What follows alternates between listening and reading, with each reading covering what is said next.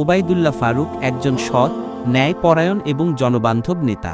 তিনি ইসলামী শিক্ষা, নৈতিক মূল্যবোধ এবং জনগণের কল্যাণে তার জীবন উৎসর্গ করেছেন।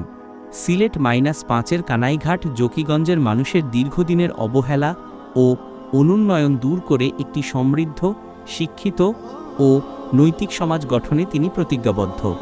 আমাদের এলাকায় স্বাস্থ্যসেবা, আধুনিক শিক্ষা প্রতিষ্ঠান, সড়ক যোগাযোগ ও কর্মসংস্থানের যে ঘাটতি রয়েছে তা পূরণে আল্লামা ফারুক সাহেবের সুনির্দিষ্ট পরিকল্পনা রয়েছে। এর মধ্যে উল্লেখযোগ্য হল আধুনিক ও মানসম্মত শিক্ষা ব্যবস্থা, যুব সমাজের জন্য প্রশিক্ষণ ও চাকরির সুযোগ, গ্রামীণ সড়ক, সেতু ও বাজার উন্নয়ন এবং স্বাস্থ্যসেবা কেন্দ্রের সংখ্যা বৃদ্ধি ও মানোন্নয়ন। তিনি বিশ্বাস করেন যে সুস্থ রাজনীতি মানে সৎ নেতৃত্ব, স্বচ্ছ প্রশাসন এবং ইসলামী নীতির আলোকে সবার সমান অধিকার নিশ্চিত করা। ধর্মীয় শিক্ষা ও আধুনিক প্রযুক্তিগত শিক্ষার সমন্বয়ে একটি জ্ঞানভিত্তিক প্রজন্ম তৈরি করা তার অন্যতম লক্ষ্য।